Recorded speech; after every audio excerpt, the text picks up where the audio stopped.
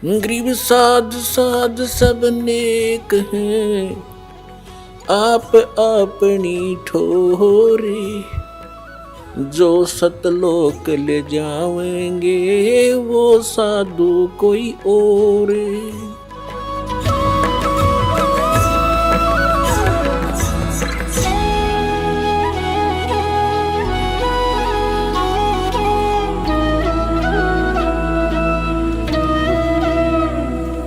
और फिर ये कहा कि बलवानों का बल, बुद्धिमानों की बुद्धि मैं ही हूं। अर्थात जब चाहे मैं जिसको ताकत दे दूं, जब चाहे किसी को बुद्धि दे दूं, जब चाहूं उसकी ताकत को वापस अक्षीण कर दूं, और जब चाहे उस बुद्धिमान की बुद्धि पर पर्दा डाल दूं। पुण्यात्माओं, जैसे अर्जुन को काल ने शक्ति दे दी, जब उसने महाभारत का युद्ध करवाना था, क्योंकि श्री कृष्ण मना कर रहे थे, युद्ध से पहले भी मना करते थे कि युद्ध ना करो भाई, नाश हो जाएगा, तुम भी मारे जा सकते हो और कौरव भी मारे जा सकते हैं। और कौरवों को भी समझाया करते थे कि युद्ध अच्छा नहीं होता, कुल नाश हो जाएगा तुम्हारा, अपना भाई बंटवारा कर लो मिलजुल कर। नहीं हुआ तो अंत में प्रभु ने यहाँ तक कह दिया था, भगवान श्री कृष्ण जी ने, एक तरफ मेरी सेना होगी, एक तरफ मैं होऊंगा, और मैं हथियार भी नहीं उठाऊंगा। इससे सिद्ध है कि श्री कृष्ण जी युद्ध नहीं चाहते थे, कतई नहीं चाहते थे। जब बात बनी नहीं, युद्ध की तैयारी होगी, अर्जुन के सारथी बनकर श्री कृष्ण जी ने रथ ले जा करके अर्जुन के कहने से दोनों सेनाओं के मध्य में खड़ा कर दिया। अब अर्जुन ने देखा सामने भाई खड़े हैं, भतीजे खड़े हैं, भाइयों की बेटियों के पति खड़े हैं, तो उसके दिल के अंदर एक साधु भाव उत्पन्न हो गया कि इनको मारकर हम राज करेंगे, इससे अच्छा तो भीख मांग कर खा लेंगे, वो भी अच्छा होगा। ऐसे कहर को, ऐसे जुल्म को, ऐसे अनर्थ को मैं नहीं करूँगा। फाइनल फैसला लेकर और रथ के पिछले भाग में बैठ गया। अब काल ने देखा, जिसने यू नाश करवाना था इस ब्रह्म ने, कि बात बिगड़ेगी, उसी समय स्वयं आकर के श्री कृष्ण जी में प्रवेश कर गया, और फिर युद्ध के लिए उसने वो हथकंडे अपनाए जो अर्जुन को तैयार करके छोड़ा। पहले तो ज्ञान समझाना शुरू किया, तू के लेकर आया था, आत्मा तो अमर है, तू क्यों डरता है, पहले भी बहुत बार जन्म लिए, आगे भी मरते रहेंगे, ये मत सोच अभी पैदा हुए हैं आगे नहीं होंगे, ये तो शरीर छोड़ जाता है प्राणी, दूसरा ग्रहण कर लेता है। 100 बातें अटक लगाई, लेकिन अर्जुन ने हाथ खड़े कर दिए, प्रभु मेरी समझ में बात ये आती नहीं, मैं युद्ध नहीं करूं। आखिर में उसने उसको भयंकर रूप दिखाया अपना वास्तविक, कि मैं काल हूं, खा जाऊंगा। अब जिसको देखकर अर्जुन जैसा योद्धा भी कांपण लग गया, तो क्या वो भगवान हो सकता है जिसको देखते कलजा पाटे? वो स्वयं कह रहा है कि मैं काल हूं 11वें अध्याय के 32वें श्लोक में, और सबको नाश करने के लिए आया हूं। तो नाश करने वाला प्रभु परमात्मा नहीं हो सकता, श्रेष्ठ आत्मा नहीं हो सकता। तो पुण्यात्माओं, ये श्री कृष्ण में प्रवेश करके ब्रह्म बोल गया, और इसने ये महाभारत का युद्ध करवा दिया, नाश करवा दिया। तो जब उससे युद्ध करवाना था अर्जुन से, तब तो उसको पावर दे दी और खूब कूद कूद कर नाश करा, दुनिया मार डाली, वो पाप लिख दिए अर्जुन के बैड अकाउंट में।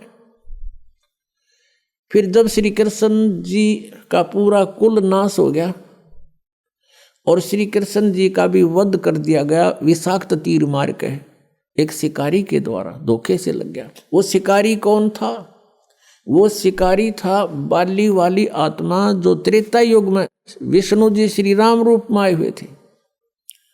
उस समय सुग्रीव के भाई बाली को श्री राम रूप में विष्णु जी ने धोखे से मारा था, वृक्ष की ओट लेकर।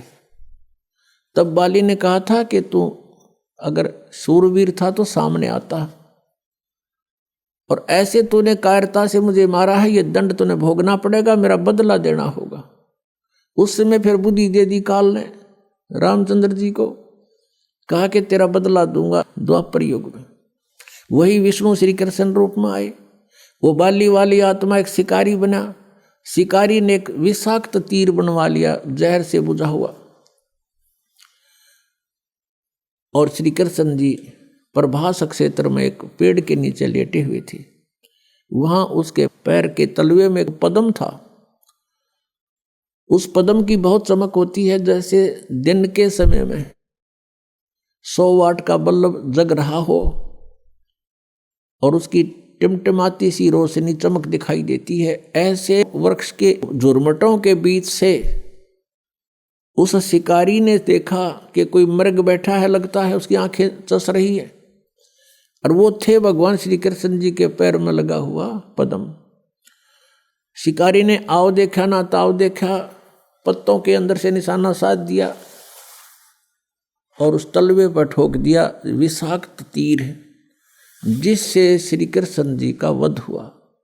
उसके पश्चात 5 पांडवों के रिलेटिव थे, वो वहां पहुंचे, अर्जुन की ड्यूटी लगा दी। श्री कृष्ण ने मरते मरते कहा था कि अर्जुन तुम सभी यहाँ की औरतों को ले जाना, यहाँ कोई पुरुष बचा नहीं, आसपास के लोग इनकी बेइज्जती करेंगे, ये मेरी प्रार्थना है। तो अर्जुन सभी गोपियों को, सभी औरतों को लेकर के वहाँ चल पड़ा था, और वही धनुष उसके पास था जिससे उसने महाभारत का युद्ध जीता था।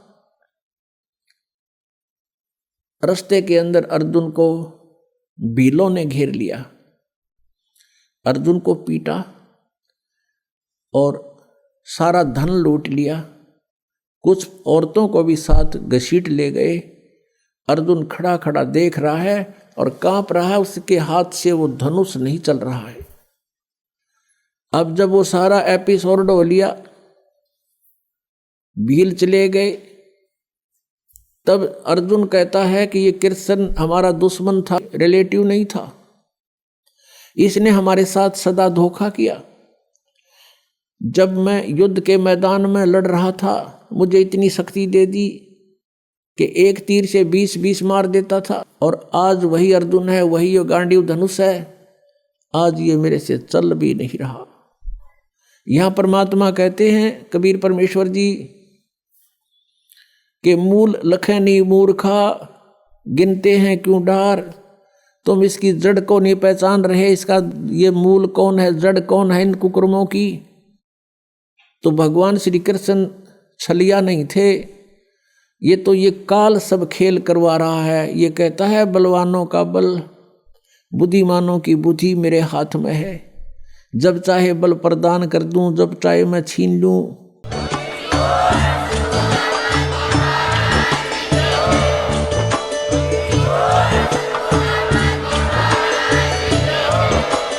आप सुन रहे थे जगत गुरु तत्वदर्शी संत रामपाल जी महाराज जी के मंगल प्रवचन। अधिक जानकारी के लिए विजिट कीजिए हमारी वेबसाइट www.jagatgururampalji.org। संत रामपाल जी महाराज जी के शुभ आशीर्वाद से पूरे विश्व भर में 500 से भी ज्यादा नाम दीक्षा केंद्र हैं, जिन पर संत रामपाल जी महाराज जी द्वारा ऑनलाइन निशुल्क नाम दीक्षा दी जा रही है। अपने नजदीकी नाम दीक्षा केंद्र का पता करने के लिए संपर्क करें 8222880541।